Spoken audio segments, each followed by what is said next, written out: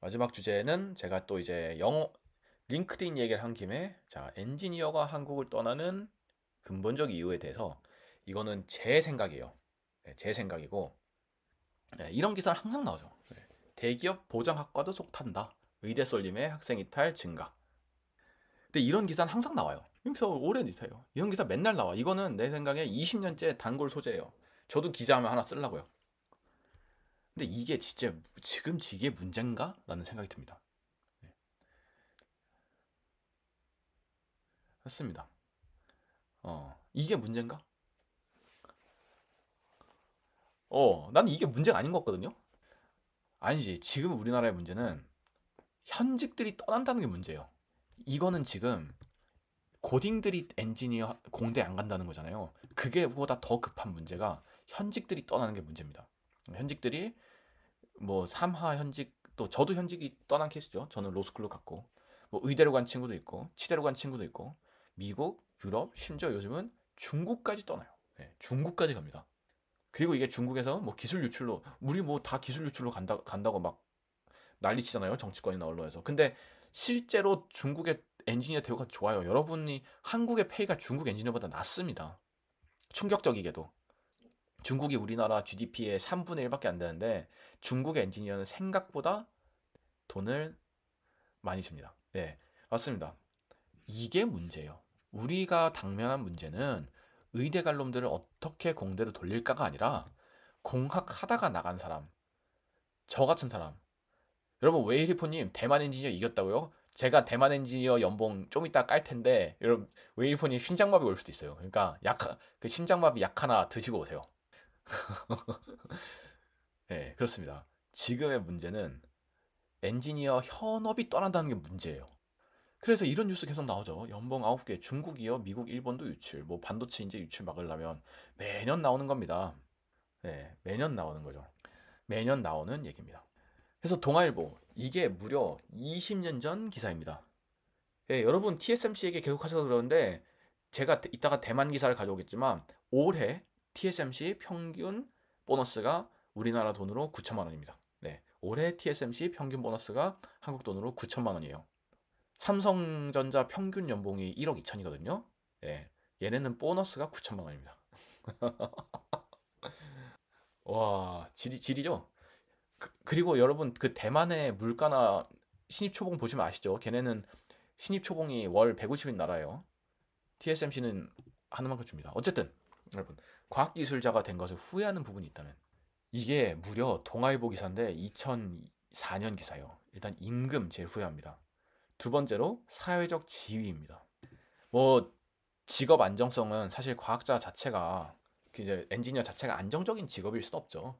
그런데 어쨌든 그래서 이거를 두 개를 욕하면 딱 이거예요. 첫 번째 페이가 낮다. 두 번째로 의사결정자 지위에 올라가지 못한다.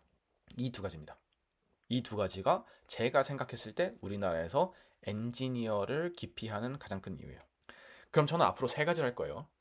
다른 직종에서의 임금은 어느 정도인가? 그리고 엔지니어가 실제로 우리나라에 가져다주는 그 부가가치에 비해서 정당한 대우를 받고 있는가? 두 번째로 다른 나라의 엔지니어는 얼마나 받는가? 세 번째로는 다른 나라의 의사결정자, 정치인 및 CEO 중에선 엔지니어의 비중이 얼마나 되는가?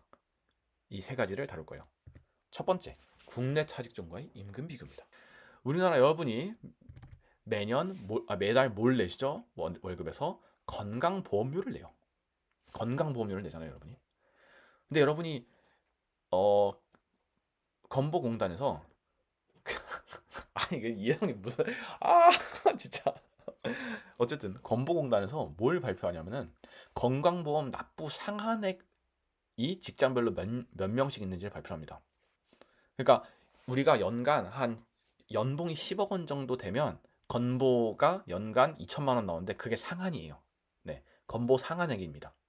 그래서 이거를 하면 이게 2017년도에 조사를 한 건데 10억 넘게 버는 연봉을 받는 사람이 삼성전자에 151명. 두 번째가 어디죠? 김회장이 120명이에요. 그 다음에 광장. 이것도 그 로펌이죠. 근데 이제 이 로펌들은 그 연봉이 아니라 배당금의 형태로 받아가는 사람들도 많거든요. 그 엄청 돈 많이 받는 사람 중에서 연봉이 아니라 배당금으로 받는 사람들이 있는데, 그래가지고 실제로 이 광장 같은 데는 이거보다 더 될 거예요. 다른 로펌들은. 어쨌든 anyway, 삼성전자가 직원 수가 13만 명입니다. 아, 이해성님, 태평양, 그게 그 태평양은 아마, 그러니까 광장도 마찬가지인데 그 배당금으로 받아가는 게 많아요. 이게 그 로펌에서 고위 임원이 되면, 그러니까 이 회계법인도 마찬가지예요. 회계법인도 마찬가지고 법무법인도 마찬가지인데, 고위 임원이 되면 이거의 주주가 되는 거거든요. 그래서 배당을 받아요. 이 월급의 형태가 아니라. 저는 그렇게 알고 있어요. 뭐 내가 잘못 알고 있는 걸 수도 있어. 어쨌든 자, 우리나라 사업자 삼성전자 16만 명이죠. 네, 맞습니다. 지분이에요. 그 다음에 김장 법률사무소 120명이에요.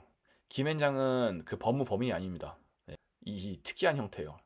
근데 김앤장에 변호사가 몇 명 있냐면은 한 1000명 있어요. 그러니까 여기 지금 비율로 보면 삼성전자랑 보다 월등하게 높은 거예요. 그다음에 여기 이거 뭐예요? 서울 탁주 도봉연합체조장? 이거 뭔가 되게 미스테리한 곳인데? 여러분, 막 그건가? 그 막걸리 회사 사장들인가? 이 사람들?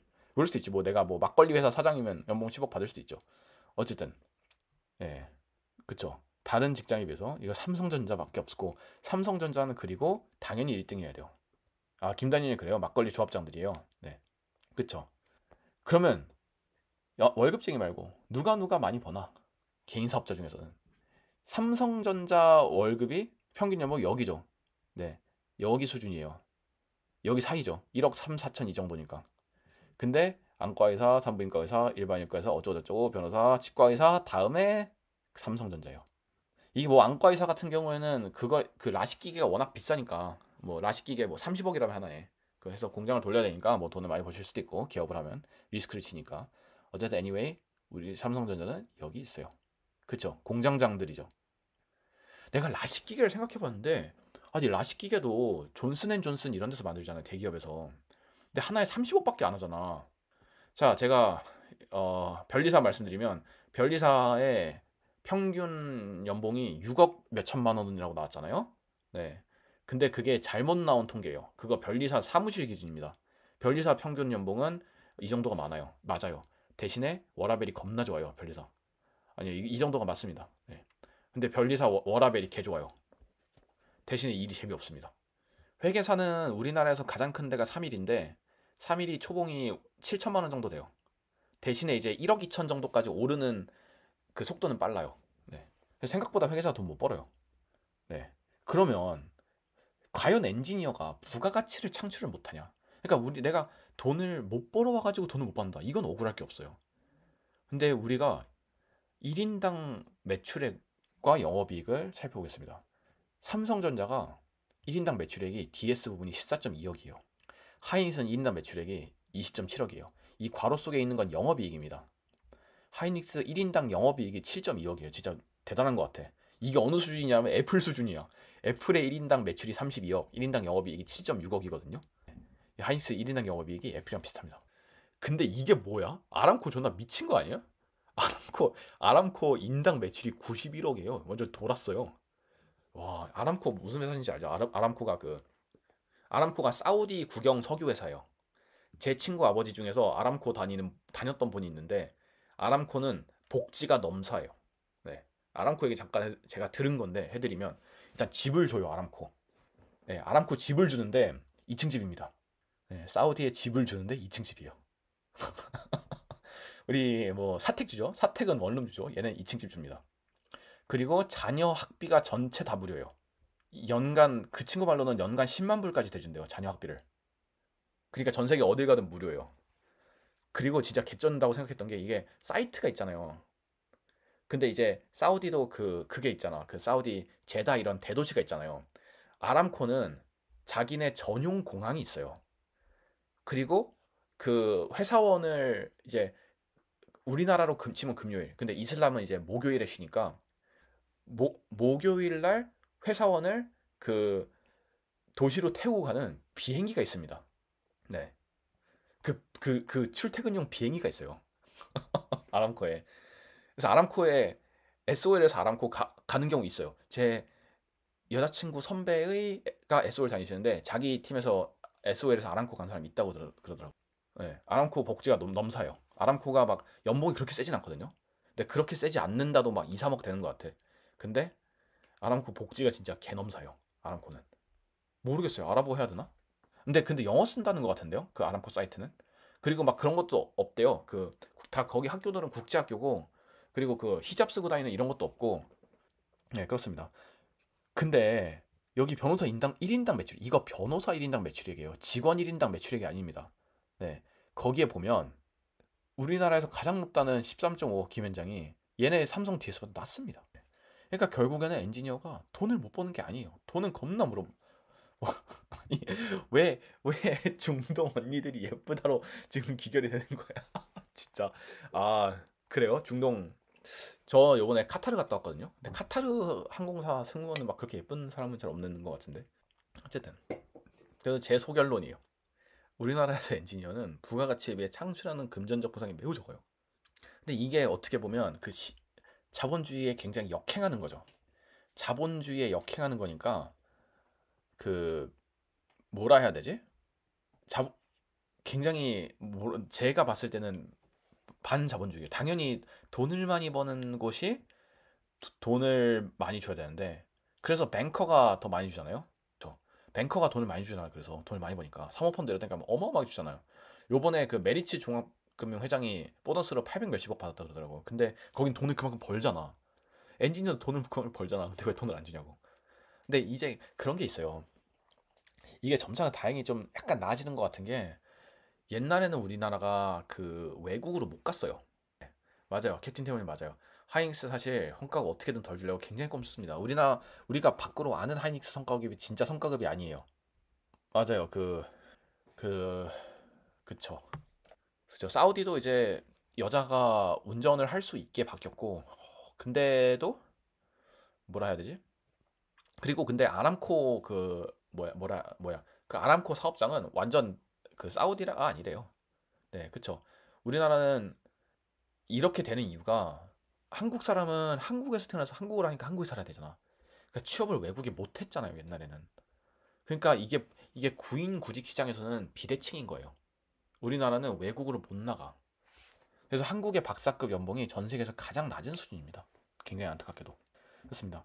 그래서 전문직이 돈을 많이 버는 이유는 이게 부가가치를 많이 창출해서가 아니에요. 네. 전문직, 저도 이제 뭐 변호사잖아요. 근데 전문직의 핵심은 수, 공급 통제예요. 네. 전문직의 핵심은 공급 통제입니다. 이게 어떻게 보면 그러니까 조금 약간 딥한 얘기인데 제가 생각한 본질인데 저부가가치 산업 중에서인데 국가에 꼭 필요하지만 이거에 그 공급을 늘리는 게 비효율적인 경우에 그거를 통제하고 일종의 그거에 종사하도록 하는 의무를 부과하는 게 제 전문직이라고 생각하거든요. 어쨌든 anyway 그거를 하면 이제 또 뭐 그런 게 좀 있을 뭐 정치적인 이슈가 좀 있을 수도 있기 때문에 어쨌든 우리나라에서 엔지니어는 뭐라 해야 되지? 엔지니어는 그 어쨌든 부가가치에 비해 금전적 보상이 매우 적다. 아이고. 네. 왜냐면 하는 대로 왜냐면은 저도 이제 전문직인데 내가 생각하는 저의 그 저희 직종의 본질인 것 같아요. 그게. 어쨌든 본질은 저부가가치 산업이라는 거예요. 근데 엔지니어의 본질은 고부가가치 산업에 종사하는 겁니다. 자, 두 번째. 외국과 임금 비교. 이거 좀 궁금하죠? 제가 진짜 빡세게 조사했어요, 이거. 일단 미국이랑 임금 비교는 의미가 없죠. 네, 미국이랑 임금 비교는 뭐 그냥 뭐 이제 넘사고 비교를 하는 의미 자체가 없고 대만이랑 비교해 봅시다. 우리 옆에 있는 나라. GDP도 비슷하고 1인당 그다음에 뭔가 그 산업 구조도 비슷한 그런 대만이라는 나라가 있죠. 이런 기사가 있어요. 한국 대기업 대졸 연봉 일본보다 100만 원 더 받는다. 1000만 원 더 받는다. 이런 기사를 썼어. 이 쓰글놈의 새끼가. 근데 그 다음에 이런 기사도 있어요. TSMC 신입 엔지니어 연봉은 4,300만 원이래요. 이거 도대체 장난 아니야? 이런 기사를 씁니다. 예, 안타깝게도 그 TSMC는 직원의 평균 연봉을 공개를 하는데 또 이런 기사가 나와요. 일단 일본 말씀을 드리면 여러분 일본의 대졸 취업자 연령이 우리나라 대졸 취업자 연령보다 5살 어립니다. 평균으로. 네. 걔네는 만 23세에 취업을 해요. 우리나라는 만 28점 몇 세예요. 평균 연령이. 아, 이해성님 아니에요. 성과급 빼도 아니에요. 그리고 두 번째로, 첫 번째로 일본이 취업 연령이 겁나 낮아요. 두 번째로 일본 애들은 성과급의 비중이 굉장히 높습니다. 그러니까 일본에서 중소기업과 대기업은 기본급은 똑같아요. 근데 일본은 상여를 정기적으로 무조건 줘요, 거의. 그게 거의 사회적 합의예요. 그래서 걔네는 여름 상여, 겨울 상여 이렇게 주는데 어떻게 하냐면은 그거를 공무원도 줘요. 국회의원도 줘요. 그래서 옛날에 어떤 느낌이었냐면 어떤 일이 있었냐면은 그 도쿄 시의원인가 아니면 일본 조선 맞아요, 맞아요. 이해선이 맞습니다. 상여 무조건 줍니다. 그리고 옛날에 어떤 일이 있었냐면 일본의 어떤 정치인이 그러니까 그 사람도 일본의 어디 의원이었을 거예요. 네, 의회 의원이 자기 SNS에다가 우리나라 말로 치면 야, 3천 상여 3천만 원, 여름 상여 3천만 원 개꿀 이렇게 올려가지고 엄청나게 욕을 먹은 적이 있어요. 그러니까 상여를 비중이 굉장히 높습니다. 그리고 일본은 하나 더 있어요. 세 번째. 뭐가 있냐면은 얘네는 생애 주 맞습니다. 김단희님 정확해요. 그 생애 주기에 따라서 연봉을 줘요. 그래 어떤 무슨 말이냐면 23살이에요. 23살 솔직히 꼬꼬마잖아. 만 23세 우리나라 25살 완전 꼬꼬마잖아. 그러니까 얘네들은 결혼도 안 했어. 애도 없어. 근데 일본은 결혼할 나이 30대부터 40대 사이가 되면 그 사이에 연봉이 팍팍팍팍 올라요. 생애 주기에 맞춰줍니다. 우리나라는 반대죠. 우리나라는 연봉이 확 올랐다가 이렇게 세츄레이션이 되는데 일본 애들은 이렇게 올랐다가 세츄레이션이 돼요. 그래가지고 맞아요. 그러니까 일본이 그런 강박이 있어요. 우리나라도 왜 몇 살에 뭘 해야겠다 이런 강박이 있잖아요. 근데 일본도 똑같이 그런 강박이 있어요. 더 심해 얘네는. 얘네는 막 만 몇 세 전에 뭘 못하면 약간 인생의 하자가 있고 이런 생각을 좀 문화가 잠깐 우리나라보다 더 심하다 보니까 애를 낳아야 될 때 연봉을 팍팍 올려주고 애가 초등학교 입학할 때 연봉을 또 팍팍 올려줘요. 아 CL3 달면 근데 CL3 달면 그저 맞습니다. 김다니엘이 그 나고과 기준으로 성과 인상률이 절반이 되는 것 같고 가고과 기준 성과 인상률은 3분의 2가 되는 것 같아요. 그래가지고 일본 기업이랑 초봉 비교는 정말 아무런 의미가 없어요. 아무런 의미가 없습니다. 일본 기업을 초봉 비교는. 그래서 TSMC의 연봉의 진실은 뭐냐면은 이 사람 최혜림 수습기자님 굉장히 잘 썼어요. TSMC도 삼성도 마찬가지지만 그 CSR 보고서 Company Social Responsibility 그래서 사회적 책임 보고서를 씁니다. 여기서 일반 직원은 평균 2개월치 월급에 해당하는 연봉 보너스 받아서 총 26개월어치의 월급을 연봉으로 받는다. 석사학위에 있는 엔지니어는 31개월어치의 월급에 해당하는 연봉을 받는다. 그래서 기본급이 상당히 높습니다. 이 사람은 월급에 12 곱하면 이렇게 돼요. 이게 맞습니다. 이렇게 합니다. 그래서 평균 월급을 비교해보면 이렇게 돼요. 삼성전자 평균 연봉이 23년 기준으로 1억 2천이었어요. TSMC는 22년 기준으로 이거 높습니다. 23년에 당연히 더 높아졌겠죠. 그리고 직원 평균 연령도 TSMC가 삼성보다 4살 정도 어려요. 삼성은 평균 연령 공개를 안 해요. 근데 40이 거의 다 돼간다 그랬으니까 한 39점 몇 이럴 거예요. 그럼 우리나라 군대 가서 그런 거 아니야? 대만도 군대 가죠. 대만도 군대 갑니다. 대신 대만 1년 가요. 그렇다고 해서 우리나라 회사의 1인당 매출이 딸리냐? 그게 아니죠. 그게 아닙니다. 1인당 매출은 하이닉스가 TSMC보다 높아요. 근데 돈은 적게 줍니다. 그게 굉장히 슬픈 현실이에요. 그런데 2024년 연봉은 하나도 2023년 4년 TSMC 연봉을 다룬 기사는 없어요. 그래서 제가 중국 통신사라는 중국 통신사 중앙통신사라는 곳에서 그 기사를 번역을 해갖고 왔는데 TSMC 이거 위안 아니에요. 위안 아니고 그 타이완 달러예요. 네, 그쵸? 200만 차이니스 위안이면 말이 안 되죠. 이렇게 됩니다. 평균 보너스 9천만 원이에요. 200만 타이완 달러면 9천만 원입니다. 우리도.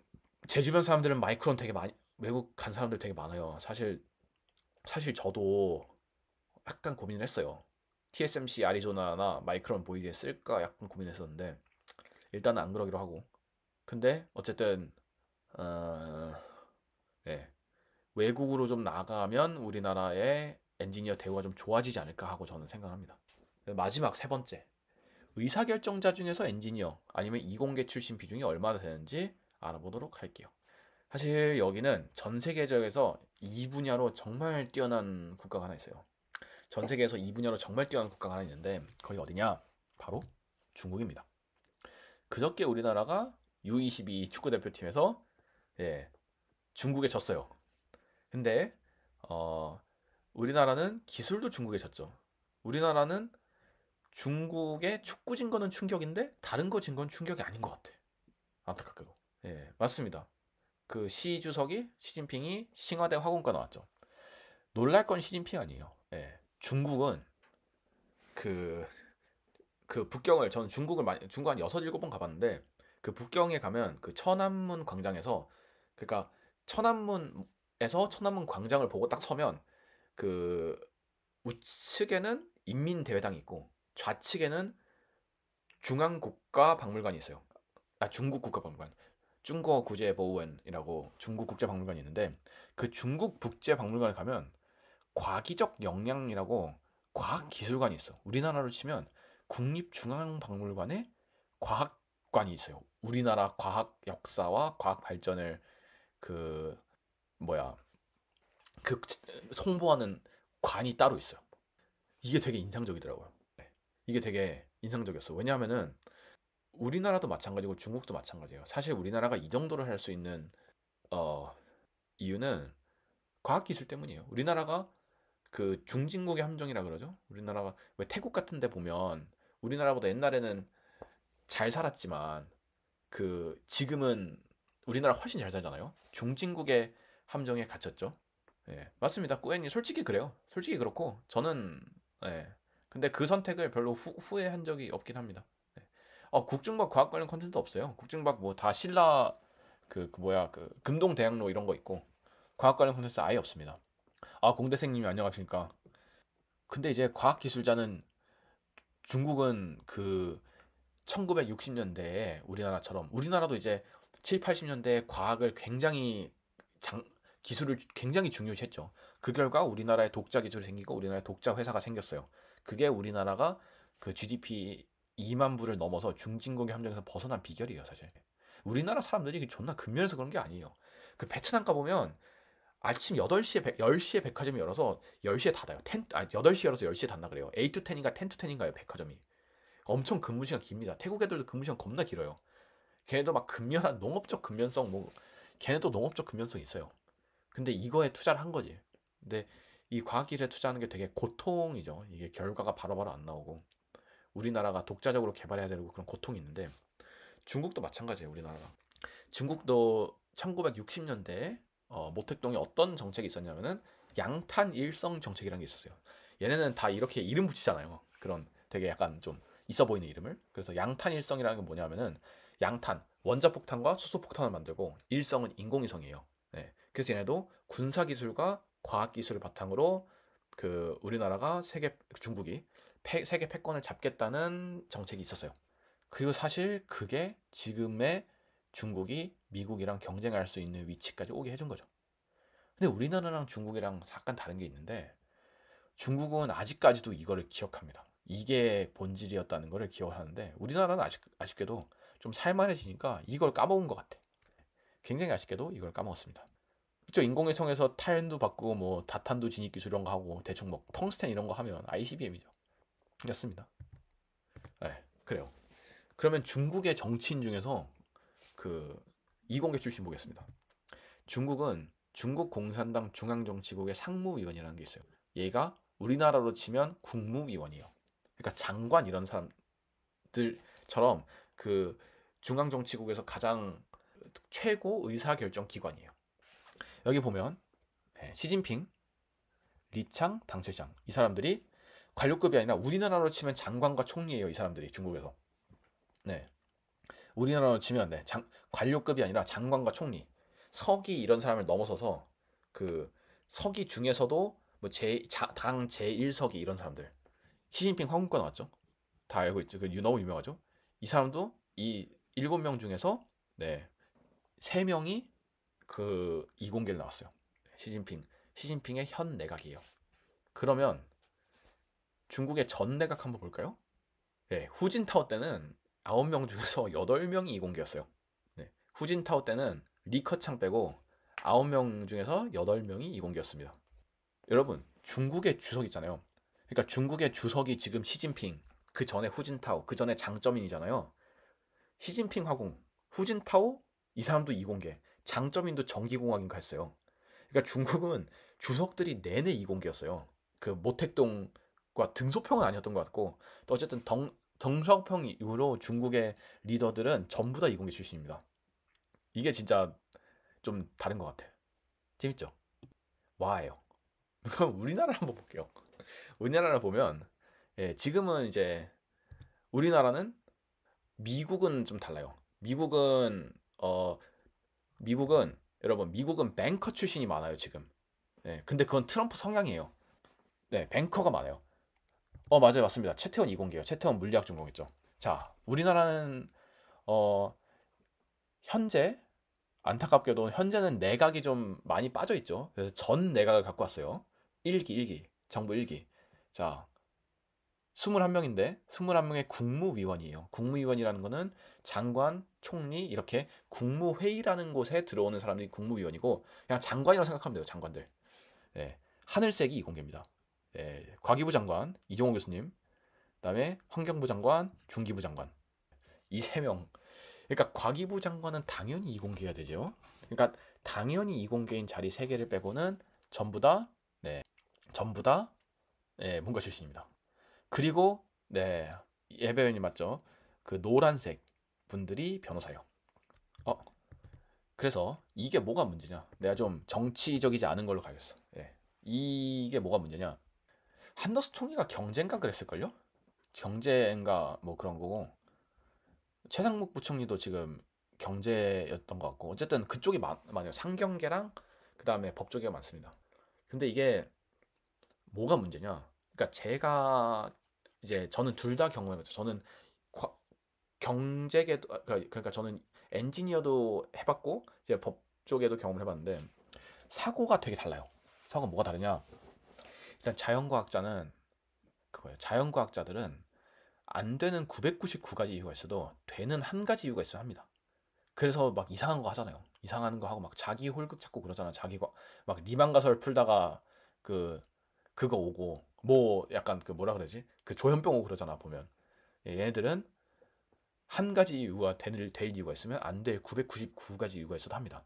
그러니까 미친 사람들이야. 저는 그렇게 말해요. 저는 자연과학자들은 전 종교가 없지만 신이랑 싸우는 사람들이라 말해요. 예, 미친 사람들입니다. 이 사람들. 엔지니어는 될까 안 될 9가지 이유가 있어도 될 한 가지 이유가 있어야 합니다. 근데 법조인들은 될 9가지 이유가 있어도 안 될 한 가지 이유가 있으면 안 해요. 왜냐하면 이게 직업의 본질이에요. 왜냐하면 법조인은 리스크를 찾고 리스크를 피하는 게 본질이에요. 이 기업이 뭐 불법을 저지르거나 아니면 사업이 빠그라지거나 이런 리스크를 피하는 게 직업인데, 그 엔지니어는 반대예요. 리스크를 지는 게 직업입니다. 그래서 우리가 사실 엔지니어는 너드라 그러는데, 사실은 어 굉장히 뭐라 해야 되지? 그 공격적인 성향을 가진 사람들이 많아요. 사실 전문직으로 빠지는 뭐 고등학교 때 의대에 가고 이런 친구는 조금 더 수비적인 성향이 많아요. 뭐 그런 거 있잖아요.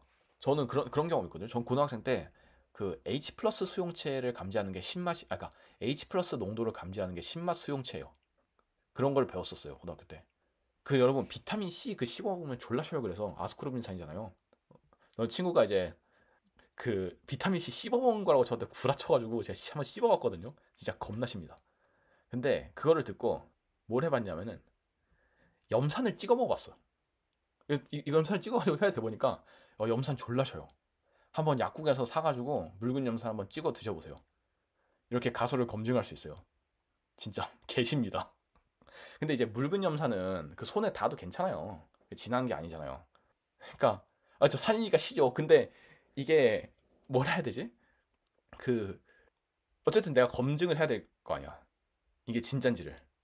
그럼 내가 이게 만약에 진짜라면 진짜로 실 거 아니에요. 더 실 거 아니야, 식초보다. 근데 진짜 개셔요. 한 방울 찍어 먹었는데 진짜 십니다. 웃기죠? 아니 마시면 안 되지. 마시면 안 되죠. 찍어서 이제 혀에 갖다 대보시라. 그리고 막 실제로 이제 실험 자체가 환경이 되게 위험하잖아요. 그리고 안 되면 이제 망하는 거잖아. 사실 대학원에 가는 사람들도 졸업 기간이 언제가 될지 모르잖아요. 이 리스크가 있는 거죠. 시기가 아, 동무효를 점령하셔서 진짜 뭐예요? 재밌죠? 보조 배터리 혀예요. 보조 배터리는 3.7V니까 별로 찌릿찌릿하지 않죠. 그 9V짜리 대보시면 돼요. 그 배터리 그 9V짜리 있잖아요. 아, 반도체 선생님 안녕하십니까? 그 9V짜리는 그 테스트 할 필요 없어요. 9V짜리 다 그 배터리 방전된지 보려면 에 대보면 돼요. 에 해서 혀에 딱 붙으면 그 배터리 쓸 수 있는 거고, 그 아무 느낌이 없으면 그거 버리면 되는 거예요. 그러니까 재밌죠? 라이트 에 찌릿찌릿해요.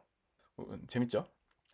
그리고 사실 전력전자 이런 거 연구하는 사람들은, 저는 이제 반도체는 해봐야 막 죽을 만한 게 독가스 막 발암물질 이런 거밖에 없잖아요. 근데 전력전자는 감전 많이 돼요. 제 친구들 전력하는 사람 보면 고전압 감전 안 돼본 사람 없어요. 예. 어쨌든 굉장히 큰 리스크, 실험 자체가 되게 환경적으로 위험하고, 그리고 안 됐을 확률이 굉장히 높아요.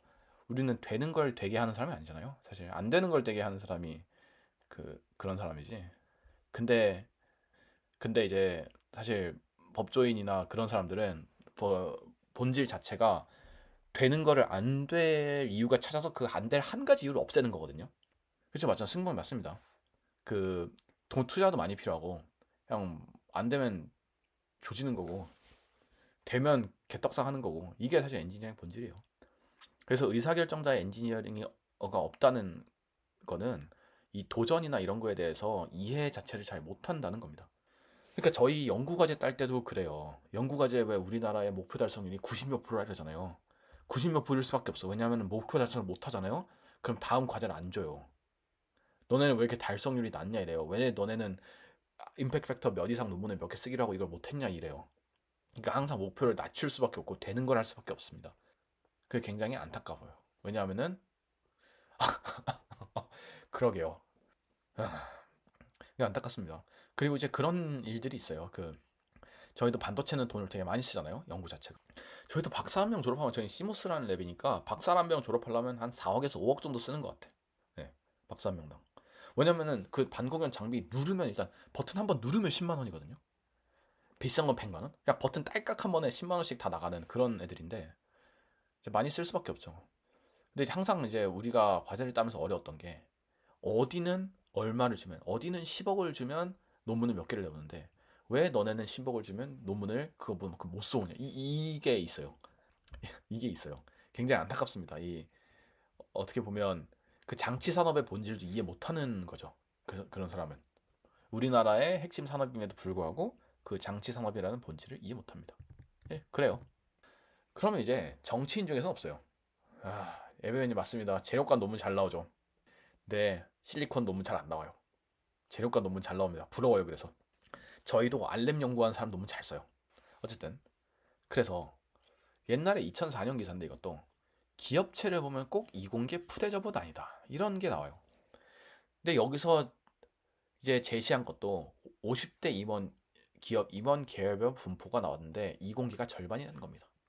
근데 이거 기사는 당연해요. 우리나라는 상사 있어요? 없죠. 상사 없어요. 그 다음에 우리나라 뭐 인베스트먼트 뱅킹 있어요? 없어요. 우리나라 회사는 전부 다 제조업 이공계예요. 그러니까 당연히 여러분, 당연히 임원이 이공계여야 되고 절반은 적은 거예요. 굉장히 적은 겁니다. 그러면 우리나라 CEO 중에서 이공계 비중이 얼마나 되는지 보도록 할게요. 그래서 제가 우리나라, 미국, 중국의 10대 시가총액 기준 10대 IT 또는 기술 기업을 가져왔어요. 근데 진짜 불행히도 우리나라 10대 기업이 안 나와요. 우리나라 10대까지 가려면 IT 기업 중에서 너무 밑에까지 내려가야 돼요. 그래서 이걸 보면 우리나라 이제 CEO와 이제 재미있게도 사실상 CEO인 사람 있죠. 삼성전자 이재용 동양미술사학 전공했습니다. 하이닉스는 최태원이 물리학 전공했죠. 고대 물리학과 나왔습니다. 최태원. 네이버는 최수연 사장이 지금 로스쿨 나왔어요. 연대 로스쿨 나왔습니다. 최수연 사장. 카카오는 김범수 의장 산업공 전공했고, 근데 김범수 의장이 최근에 이제 건강상의 문제가 좀 악화돼가지고 일선에서 후퇴를 하셨죠. 그래서 정신아 의장이 경영학 전공하셨고, 김창한 이분은 자기가 창업자니까 크래프톤 했고, 그다음에 LG전자는 조주환 사장이 기계공학 전공했습니다. 그래서 냉장고를 잘 만드나? 어쨌든 네, 그 미국이랑 비교해 보겠습니다. 미국은 빨간색이 이공계예요. 팀 쿡은 산업공학 전공했죠. 팀 쿡이 뭐 한 사람이냐면, 팀 쿡은 서플라이 체인 쪽의 대가예요. 사실 잡스가 죽기 전에 그렇게 찾아다니는 사람이 팀 쿡인데, 굉장히 사실 애플에 적합하긴 하죠. 서플라이 체인을 잘 관리하는 건. 맞아요. 산업공학 이공계죠. 뭐 인텔은 10대 기업 안에 못 씁니다. 에베맨이. 근데 인텔의 지금 현 CEO는 케이던스에서 오셨고 전 CEO는 팻 겔싱어잖아요. 팻 겔싱어는 스탠포드 전작과 나왔어요. 팻 겔싱어는 18살에 인텔에 입사해가지고 내가 알기로는 고졸로 입사했다가 거기서 대학을 보내줬어요. 그래서 스탠포드에서 석상과까지 하고 다시 인텔에 돌아온 사람이에요. 내가 듣기로는 알기로는 그래요. 팻 겔싱어가 굉장히 그거예요. 어린 나이에 인텔에 입사했어요. 이 사람 천재죠. 그래서 사실 팻 겔싱어도 인텔에서 되게 처음에 돌아온다 그랬을 때 기대를 많이 했거든요. 근데 그 사람도 살리지 못했어. 어쨌든 미국의 10대 기업의 CEO는 아마존의 지금은 앤드류 제시예요. 지금은 베조스가 약간 물러났고 이제 베조스 형님은 이제 우주 가는 거 로켓 빵빵 쏘고 계시고 아마존에서는 살짝 손을 떼셨다고 해요. 그래서 경영학. 그다음에 팀 쿡이 산업공학 빼고 전부 다 너무 당연해요. IT 기업의 CEO를 이공개하는. 그러면 이제 여기서 미국이라서 그런 게 아니냐 할 수 있기 때문에 제가 아시아의 사례를 가져왔습니다. 아시아는 이래요. 아시아의 10대 IT 기업인데 삼성을 제외한 10대 기업입니다. 소니의 요시다 케니치도 사장이 경작을 전공하셨고 전부 다 이공계예요. 이 사람 창업자도 아니죠. 심지어 저자웨이가 지금 모리시창 다음이죠. 네, 모리시창 다음에 현 저장과기대가 이 사람 에디우에 그러니까 알리바바는 전에는 마윈이었잖아요. 근데 마윈이 이제 손 떼고 에디우라는 사람이 있는데 저장과기대가 대학 이름인데 이 사람 전공이 안 나와요. 에디우에. 저도 모르겠어요. 그냥 이 사람의 대학입니다. 그래서 의사결정자 중에서 이공계가 상당히 많습니다. 네. 그래서 이게 왜 문제인가? 아까 제가 말씀을 드렸죠. 네. 이게 엔지니어를 위해서는 엔지니어링스러운 의사결정 시스템이 필요해요. 그래서 이게 이루어지지 않습니다. 안타깝게도. 그러니까 사람을 데려올 때도 되게 제가 느끼는 거는 그러니까 우리나라 기업들이 사람 데려올 때 되게 후려치잖아. 연봉을 깎잖아요. 네. 이게 약간 좀 작은 회사에서 큰 회사 갈 때는 연봉을 깎으려 그래요. 그러니까 중요한 게 약간 인사팀에서 약간 인사팀이랑 그 재무쟁이들이 있잖아요. 근데 이 사람들이 중요한 게 몇 명을 데려왔냐는 굉장히 포커스를 하는데 누굴 데려왔냐는 그렇게까지 관심이 없어요. 그게 굉장히 좀 안타깝습니다. 그래서 우리나라 이제 공학 인재를 제 생각에는 표현하면 이거예요. 아파트. 아까 제가 딱 말한 거 그대로입니다. 우리나라는 몇 명이 일을 하는지만 관심 있고 어느 정도 퀄리티의 사람들이 이 분야에 있는지는 별 관심이 없습니다. 그래서 아까 논문처럼 같은 돈을 넣었을 때 더 많은 인력을 뽑길 원해요. 더 좋은 인력을 뽑는 데는 큰 관심이 없어요. 근데 우리나라의 정책도 그렇거든요. 제가 이제 2021년도 지금까지 하고 있는 정책입니다. 과학기술 인재 육성 지원 기본 계획이라고 있어요. 이런 게 있는데 제가 이 보고서를 쭉 읽었어요.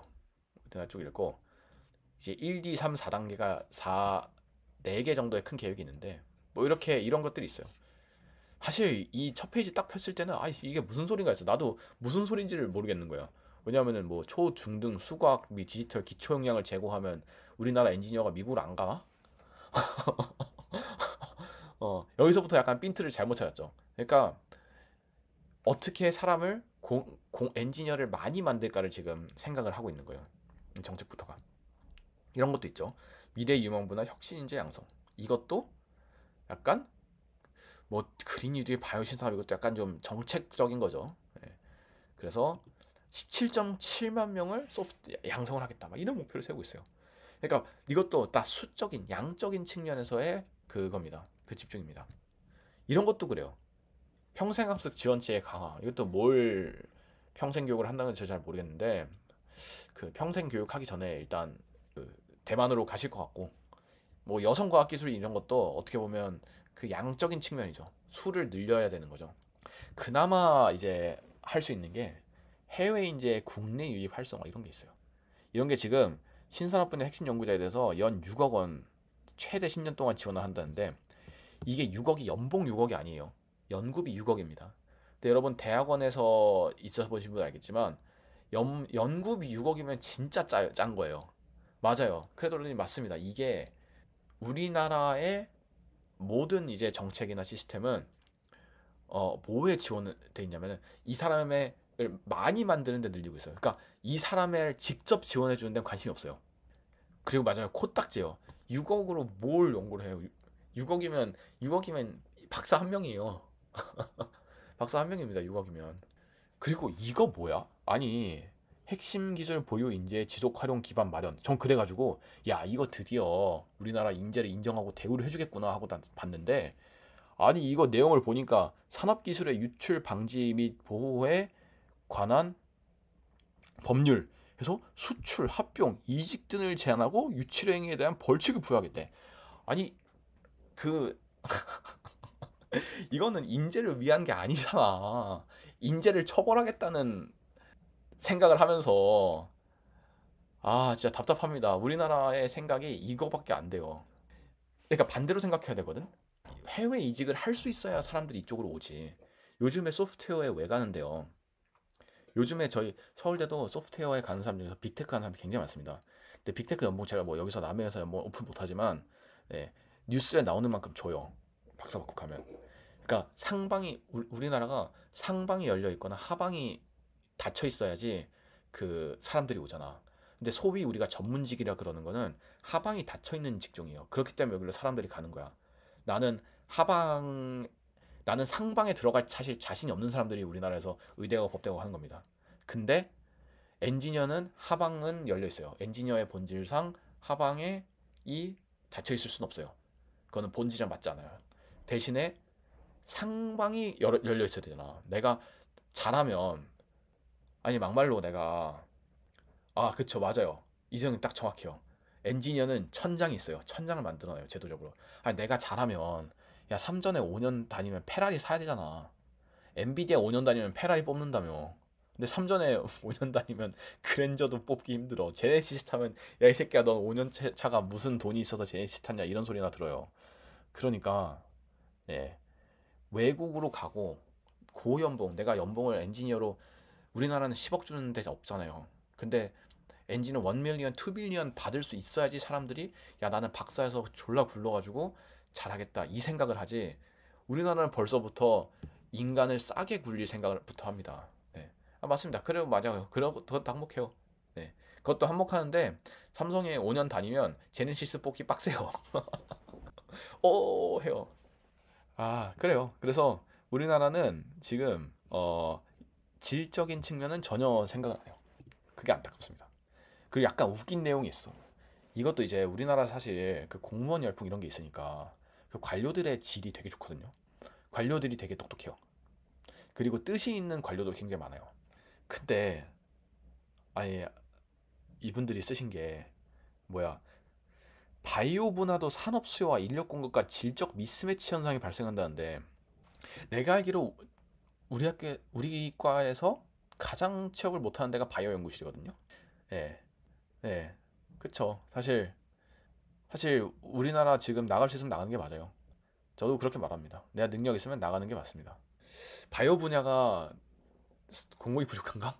내가 아는 바이오 분야 사람들은 취업이 잘 안 되던데 바이오 박사가 부족하다는 거는 저는 이 바닥에 있으면서 처음 들어봐가지고, 우리 보고서 쓰신 분들이 무슨 어떤 근거로 조사를 하셨는지 잘 모르겠습니다. 그래서 우리나라는 이거를 좀 작작 짓고 이거를 지워야 된다. 그쵸? 그쵸? 결국에 우리나라가 맨날 하는 거는 요거예요. 우리나라는 아파트를 30만 원 짓겠다, 5만 원 짓겠다, 10만 원 짓겠다 이런 소리는 하지 얼마나 좋은 집을 지을까는 말 안 합니다. 인제도 저 마찬가지 생각해요. 우리나라는 항상 사람을 뭐 부족하다고는 말하는데 좋은 사람을 데려올 생각을 안 해요. 근데 그게 좋은 사람과, 제 생각에는 그 의사 결정자들이 좋은 인재에 대한 개념이 없어요. 좋은 인재를 데려와서 생산성을 올릴 수 있다는 거를 자각을 못하는 것 같습니다. 그래서 사실 좋은 인재로 성장할 유인도 없어요. 그렇습니다. 좋은 인재로 성장할 유인이 없어요. 우리나라는 안타깝게도. 사실 막말로 뭐 서울대에서 반도체로 박사하면 그 산학으로 삼성 하이닉스 붙거든요. 그럼 그때부터 사실 논문을 쓸 유인이 없어요. 내가 교수할 거 아니면. 어차피 연봉은 정해져 있어요. 내가 얼마나 연구를 잘했건 간에 내가 빅테크에 가지 않는 이상 연봉은 정해져 있어요. 근데 굉장히 다행히도 최근에는 열심히 해가지고 빅테크로 나가는 사람이 있습니다. 근데 특허도 우리나라 그러니까 특허도 여러분 학교에서 쓰는 특허는 대부분 다 쓰레기예요. 제가 이 법률가 입장에서 말씀드리면 산단에서 쓰는 특허는 99.99%가 쓰레기입니다. 그냥 특허로서 기능을 못 해요. 학교의 특허는. 그러니까 아마 그 미국도 마찬가지예요. 특허를 제대로 쓰려면 돈이 어마어마하게 들어가요. 그러니까 우리가 이제 별리사 업계에서 그 학교 특허는 닦는다 그러거든요. 그냥 막내한테 주고 하루 만에 그냥 지켜버려요. 왜냐면 우리나라는 특허를 제가 미국도 그런지 모르겠어요.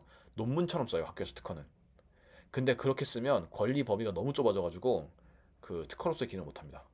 그래서 특허를 제대로 쓰려면 그리고 돈을 엄청 들여야 돼요. 특허 분석, 특허 연구 전략부터 짜가지고 특허를 내야지 이거를 그냥 논문을 갖다가 특허로 바꿔버리면 그거는 굉장히 회피가 쉬워서 특허 기능을 못합니다. 저도 특허가 저는 이제 특허 4개 있는데 그쵸. 핀펫은 이종호 교수님처럼 근데 이종호 교수님은 핀펫을 쓰실 때 엄청나게 고민을 많이 했어요.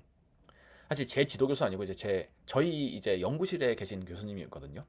이종호 교수님이. 근데 그 핀펫을 쓰실 때 엄청 고민을 많이 하셨습니다. 이종호 교수님은.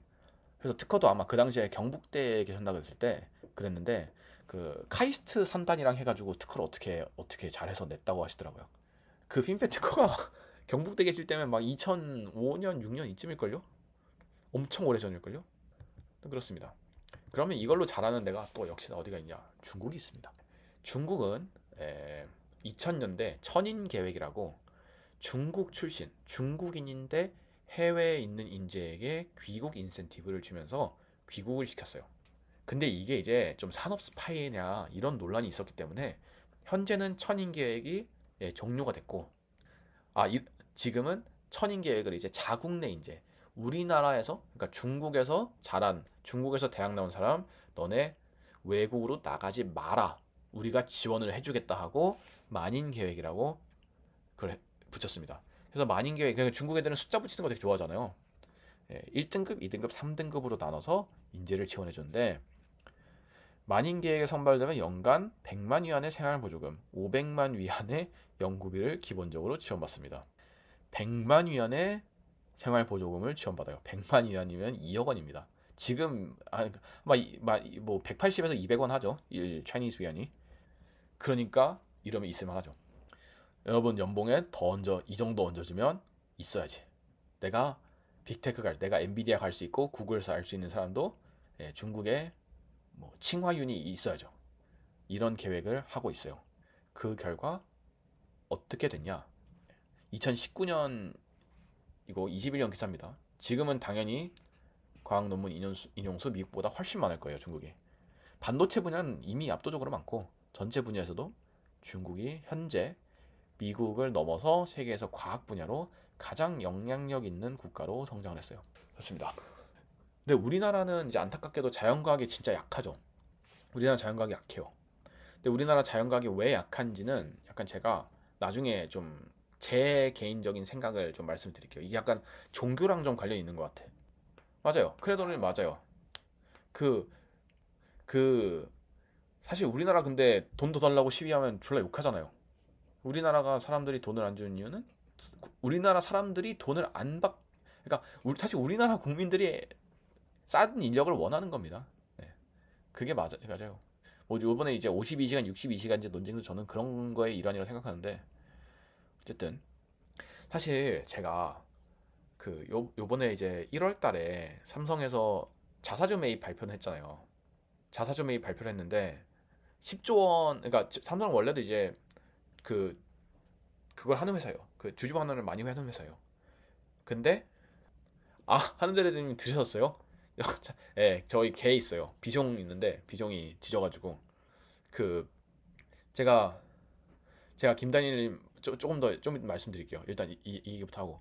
근데 그 10조 원의 돈을 사실 저도 이제 삼성 주주죠. 저는 주식을 겁나 많이 해요. 저는 이제 사실 지금 주된 소득이 저는 굉장히 오래 그 학교 다니는 동안 주된 소득이 그 주식 투자 소득이었어요. 그걸로 먹고 살았고 어 근데 저도 이제 삼성 주주지만 그쵸, 그 정도의 5만 2천 원 정도에 매입을 했는데, 사실 삼성 주식이 내리는 이유는 삼성이 기술력에 대한 근본적인 회의감 때문이에요. 삼성이 주주 환원을 안 하는 회사가 아닙니다. 여러분, 삼성은 주주 환원을 잘하는 회사예요. 근데 자사주 매입은 만약에 우리는 자사주 매입을 안 하고 주주 환원을 안 하는 회사의 경우에 자사주 매입이 필요하지만, 자사주 매입은 그 경영진의 실책을 용서받기 위한 수단으로 사용될 때도 있어요. 그 자사주 매입은 요번에 삼성전자와 같이 경영자의 실책을 주주한테 용서받기 위한 그 수단으로도 사용이 돼요. 근데 그 중에서 아주 일부 이렇게 돈을, 어떻게 보면 사람을 영입하는데 훨씬 더 좋은 조건으로, 요번에 지금 디램이 원C가 막혀 있잖아요. 원C에서 삼성이 하이닉스에서 원C했던 사람, 마이크론에서 원C했던 사람을 파격적인 조건으로 데려올 수 있으면 삼성이 지금 당면한 문제를 어느 정도 해결할 수 있어요. 근데 네, 삼성은 그렇게 하지 않았고, 안타깝게도 그 자사주 매입 발표한 날 정보가 센 것 같아요. 제 생각에 정보가 센 것 같아요. 왜냐하면 그날 오후 3시에 발표를 했는데 이게 그날 7%가 올랐어요. 그렇기 때문에 자사주 매입에 대한 정보는 센 게 확실한 것 같고, 그 자사주 매입 발표 이후로 다시 5만 초반으로 다시 떨어졌죠. 지금이야 이제 오르지만, 지금이야 이제 디램 가격, 스팟 가격이 오르면서 오르는 거고, 어쨌든 그 본질을 좀 생각을 해가지고 여기도 좀 더 좋은 조건으로 데려올 수 있으면 좋겠다. 그리고 제가 이제 하이닉스 다니는 사람들한테 삼성에서 조금 약간 이직 제한 받은 얘기를 좀 들어보니까 조건이 그렇게 좋지가 않아요. 그래서 이거를 제안을 한다고 약간 괘씸하더라고. 이걸 올 거라고 생각해서 제안을 하나? 약간 이 생각도 합니다. 꼬행님, 댕댕이요? 댕댕이 안 돼. 댕댕이 밖에 있어요. 죄송해요. 그 봐봐요. 김단희님 제가 말씀을 드리면, 예, 김단희님 맞습니다. 이공계 전공자 해외 유출이 심해져요. 당연히 심해져요. 지금이 진짜 심해요. 지금은 저는 피부로 느낍니다. 제 친구들 NIW 따는 사람 진짜 많아요. 네, 진짜 많습니다. 어, 사실 저도 NIW를 따봐야겠다고 생각할 정도니까 뭐 말 다 했지. 근데 이공계 유출이 많아짐과 동시에 어떤 일이 있냐면은, 이공계 인재의 교육이 더 퀄리티가 좋아졌어요. 그래서 2010년대, 저는 2010년대에 대학 다녔던 사람인데, 현재 대학을 다니는 사람이 저희 때보다 훨씬 더 양질의 교육을 받고 훨씬 더 그거였어요. 좋았어요. 제 교수님은 제가 살면서 만나본 사람 중에서 인품이 가장 훌륭한 사람이에요. 진짜 이거 과장 아니고 진짜요. 웃기죠? 예, 그래서 저는 사실 뭐 대학원 때 기억은 좋았어요. 그래서 결국에는 사람들이 원하는 게, 이제 직업에서 원하는 게 여러 가지가 있습니다. 돈을 원하는 사람도 있어요. 뱅커, 사모펀드 다니면 돈 많이 벌죠. 보너스로 1,000억씩 땡길 수 있어요. 그 다음에 뭐 러열도 돈을 많이 벌어요. 잘하면. 그 다음에 운동선수 돈 많이 벌죠. 돈을 줄 수 있어요. 직업에서. 그 다음에 어떤 사람들은 직업에서 권력을 가져갑니다.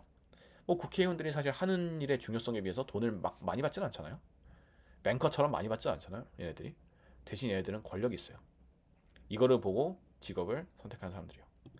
그럼 나는 돈도 권력도 못 준다 하면 우리한테 또 뭐를 주냐면은 명예라는 걸 줘요. 명예는 제가 생각했을 때는 뭐 군인, 소방관 이런 사람들한테 주잖아요. 경찰. 우리 사회에서 꼭 필요한 사람인데 모종의 이유로 돈도 못 주고 권력도 못 주는 사람들한테 우리 사회가 대신해서 줄 수 있는 게 저는 명예라고 생각해요. 그래서 이제 미국에서 저는 이제 요번에 쿠팡 플레이에 밴드 오브 브라더스 나왔더라고요. 저 밴드 오브 브라더스 지금 주말간 쫙 정주행했는데, 거기에 보면 이제 군인을 소재로 어쨌든 굉장히 영웅적이고, 이제 뭐 물론 그 사람들의 내적인 갈등 이런 것도 굉장히 잘 묘사가 됐지만, 군인을 소재라는 영화가 굉장히 많고, 뭐 더락 같은 이 나온 드웨인 존슨이 나온 뭐 램페이지 이런 영화 봐도 그 사람이 소방관으로 나오잖아요. 네. 미국이 뭐 인성이 착해서 그런 게 아니라, 미국이란 사회가 이 사람들한테 돈과 권력 대신 그 정도 명예를 주는 겁니다. 제가 알기로는, 제가 생각하기로는 중국에서 엔지니어링을 하면 셋 다를 얻을 수 있어요. 우리나라에서 엔지니어링을 하면 이 셋 중에 어느 것도 못 얻습니다. 그게 굉장히 슬퍼요. 네. 그래서 우리 사회가 엔지니어한테 어떤 거를 줄 수 있을지, 그리고 그 수단으로 어떻게 줄지를 생각해서 되게 우리나라가 지금 중국에 따이는지 아니면 중국에 안 따이고 도망을 가는지 기로에 서 있는 것 같습니다.